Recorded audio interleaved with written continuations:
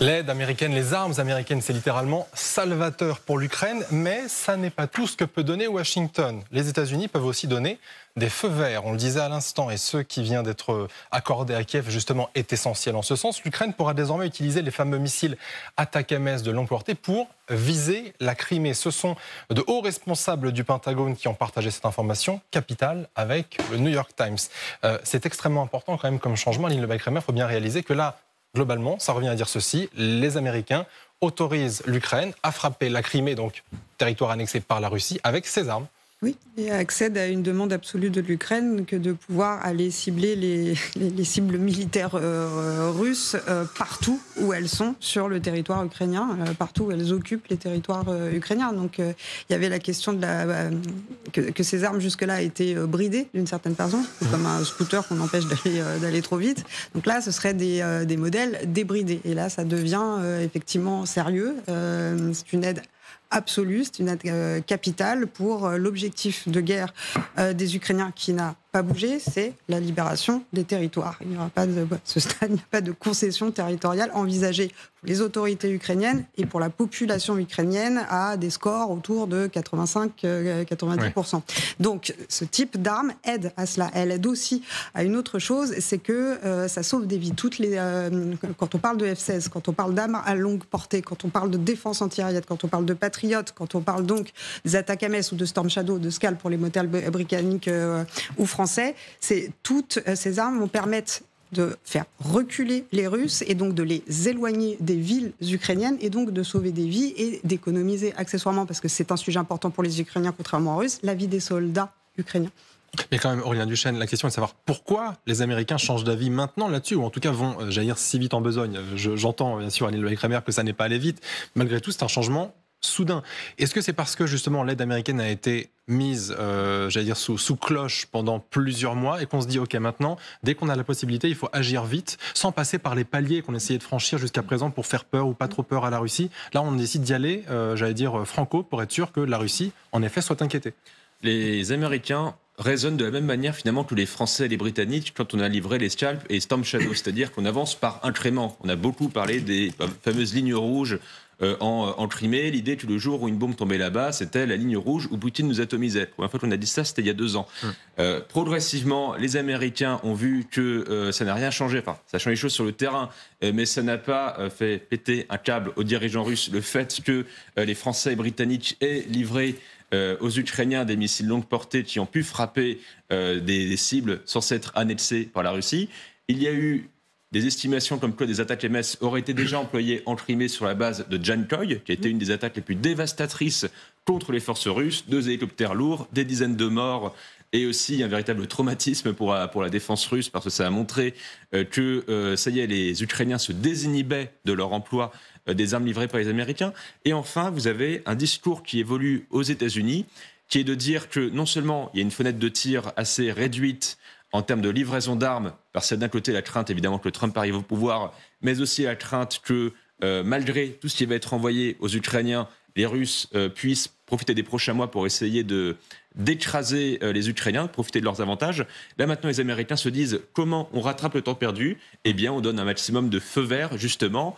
On essaye de faire sauter un maximum de verrous pour que les Ukrainiens puissent renverser la situation. Avancez vite. Vincent. Je pense effectivement qu'il y a cette volonté de rattraper le temps perdu, pourvu qu'il puisse l'être rattrapé, du fait des atermoiements du Congrès pendant des mois.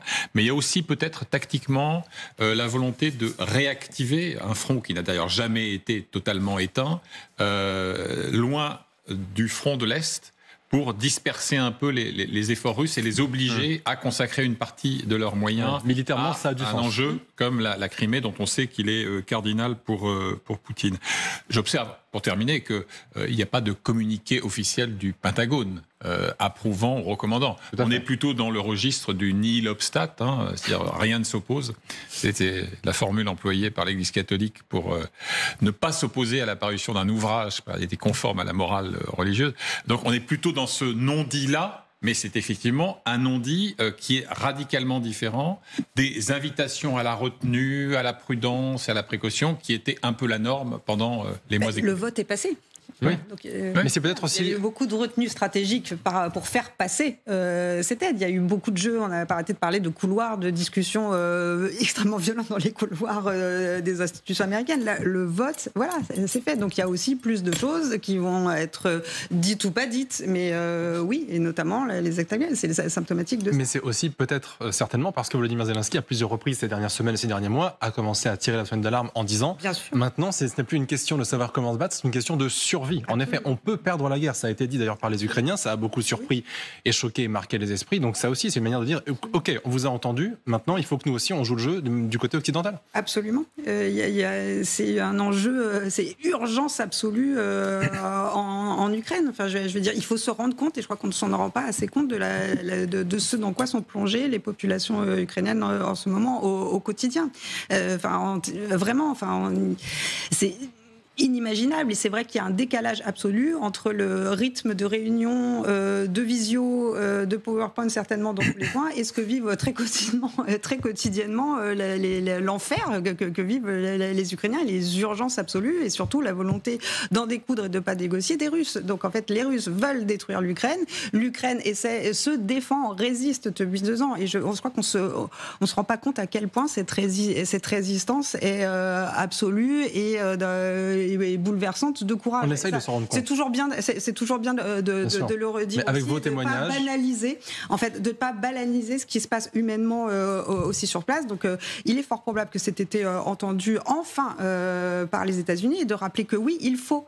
C'est un intérêt militaire que d'aller taper la Crimée, qui est maintenant devenue une base aérienne, d'où partent aussi énormément de missiles qui vont aller tuer les civils ukrainiens de l'autre côté, vers Odessa et Mykolaiv. Donc, c'est une urgence absolue aussi, contrairement à ce que racontent certains, de reprendre la Crimée. C'est un intérêt. Il y a une urgence humanitaire, déjà parce qu'il y a énormément de gens, si je puis me permettre, qui disparaissent. Les enfants déportés, ils sont aussi déportés en Crimée. Donc il y a une urgence humanitaire et une urgence militaire. Les deux vont ensemble. Et de toute façon, il n'y aura pas de paix en Europe tant que ce bout de terre restera une base militaire offensive pour les Russes. Justement, tout à l'heure, Aurélien Duchesne, vous parliez de frappes qui ont déjà été réalisées sur le sol du Crimée. Sauf qu'il y a frappe et frappe. Regardez cette carte qu'on avait préparée déjà il y a quelques temps et qui nous montre très bien en quoi l'arme utilisée peut changer la donne, là aussi, dans ce qui est frappé. En vert, vous voyez, c'est le champ d'action des HIMARS qu'on possède déjà depuis un moment. Il y a également en jaune, vous le voyez, les ATACMS dont dispose déjà l'Ukraine avec une portée, je crois, d'à peu près 165 km. Et il y a en rouge, effectivement, les nouveaux ATACMS qui permettent, on le voit bien en bas, d'aller jusque tout en bas de la Crimée. Ça, Natalia Turin, ça fait, j'imagine, certainement peur à Poutine, parce que la Crimée, on le disait tout à l'heure, c'est l'élément précis qu'il ne voudra jamais lâcher. On l'a déjà vu lorsque le pont de Kerch a été attaqué et multi-attaqué d'ailleurs. Ça l'a mis dans une colère folle et il a fallu qu'il fasse, j'allais dire, de la réparation de ce pont une affaire personnelle. Donc là, ce qui peut se passer en Crimée avec ses armes va le toucher de plein fouet. Je ne veux pas... évidemment, la Crimée est à l'Ukraine, c'est un fait. Au fait, Poutine est assez machiavélique. Il peut très bien, un jour, dire aux Russes, c'est pas pour aujourd'hui, et je préserve les russophones qui sont là-bas, et donc je vais pas me battre pour. Et les Russes vont gober cette histoire. Vous savez que, par exemple, aujourd'hui, l'Égypte fête la victoire de la guerre de Kippour. Il y a des monuments aux généraux parce qu'ils présentent la guerre de Kippour comme une guerre que l'Égypte a gagnée. C'est ça le paradoxe des régimes totalitaires, c'est qu'ils disent à leur peuple ce qu'ils veulent, au moment qu'ils veulent, comment ils veulent, et le peuple gobe ça. C'est-à-dire que selon vous, il pourrait lâcher la Crimée ? Je vais vous dire peut-être quelque chose qui va vous choquer, mais étant russe, je peux vous dire que la majorité des Russes pensent comme ça. C'est que le jour où le pont de Kerch va sauter, il y a quelqu'un qui va se réjouir, qui s'appelle Rodenberg, parce que ça a coûté énormément d'argent, la construction de cet objet.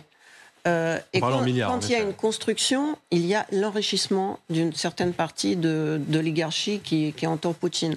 Donc, on va jusqu'à même soupçonner que certains points industriels sont bombardés exprès, parce qu'il faut comme Mariupol, il fallait le reconstruire. Donc il y en a déjà qui a payé sa corruption un peu inégalée, qui est Ivanov, qui est soupçonné d'avoir un peu trop volé en reconstruisant Mariupol.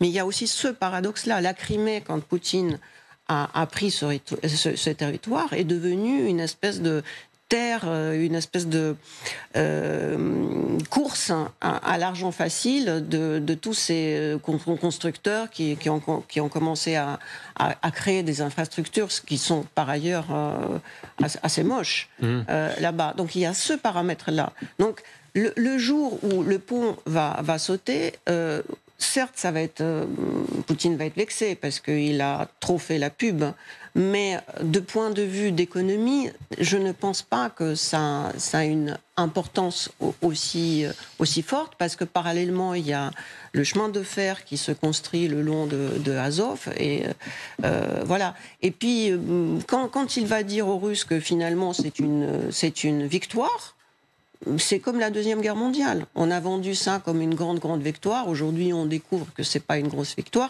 Tout ça, c'est une question de propagande. Et comme Aline a très bien a dit, la propagande russe, elle est assez exceptionnelle. Et elle ne marche pas que sur les têtes russes. Elle marche aussi sur les têtes occidentales. Et malheureusement, le vote du Congrès aux États-Unis a montré que nous qui pensions qu'il y a juste une petite poignée de républicains qui ne veulent pas aider l'Ukraine, ils ne sont pas si petits que ça. Et, le vote le non-vote de ceux qui ne voulaient pas aider l'Ukraine est assez important, quantitativement parlant. Je note quand même que vous avez dit, non pas si le pont de Kerch est détruit, mais quand il sera détruit. Ça dit quand même quelque chose. Vincent. Oui, non, mais sur l'enjeu de la Crimée, on a bien senti au fil des mois que la Crimée avait été en quelque sorte totémisée par Volodymyr Zelensky pour couper court à cette petite musique qui disait que le moment venu, il faudrait consentir à des sacrifices territoriaux, donc des amputations, alors soit dans l'extrême est de l'Ukraine, soit dans la péninsule de Crimée. Et symétriquement, je dirais, on sait aussi tout l'apparat qui a été déployé par la Poutinie pour sanctifier la russité supposée de la même Crimée. Donc c'est un enjeu essentiel, il est stratégique, il est aussi historique et symbolique. Et encore une fois, le fait que, je voyais tout à l'heure, Washington dit oui, je dirais plutôt Washington ne dit pas non à l'usage de ce genre d'armes en Crimée, ça prouve aussi qu'il y a cette volonté d'adresser un message assez clair à Poutine. Bon, on a beaucoup pataugé au Congrès pendant des mois, vous en avez fait des gorges chaudes dans vos émissions télévisées, etc. Mais maintenant, ce chapitre est clos et donc on repart sur d'autres bases. En tout cas, je pense que c'est ça que les États-Unis essayent de faire passer du côté de Moscou.